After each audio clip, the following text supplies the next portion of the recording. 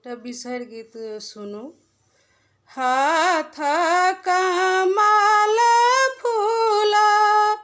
गले ग्रीमलहर है, हाथ कमल फूल गले ग्रीमलहर है, हुल सहित एली मैया, हुल सहित एली मैया, गहबर हमार है, हुल सहित एली मैया,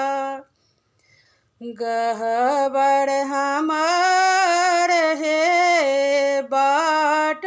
के थाकल मैया गेलिया लसाई है, बाट के था कल मैया गेलिया लसाई है, सुतिए जड़हली बिसहरी, सुतिए जड़हली बिसहरी, फूल बिछाई है, सुतिए जड़हली बिसहरी, फूल बिछाई है,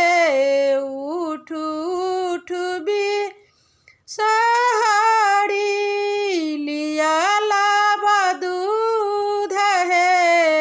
उठ उठ बिसहरी, लिया लाबा दूध है, हमारो मनोरथ बिसहरी, हमारो मनोरथ बिसहरी, दिया ने पुराई है, हमारो मनोरथ बिसहरी, दिया ने पुराई है, नाहिरा मेरा तो सुहावे,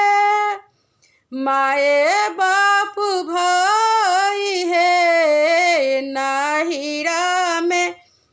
रह तो सुहावे,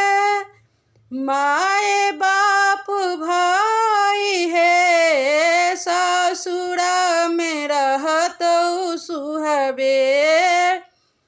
ससुरा में रह तो सुहावे,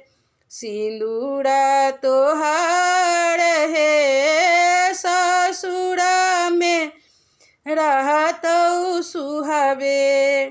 सिंदूरा तोहार है, फल मधे गुआबानई, वेद मधे पान है, फल मधे गुआबानई, वेद मधे पान है, देवी मधे बिसहरी, देवी मधे बिसहरी, रहब सहाई है, देवी मधे बिसहरी, रहब सहाई है।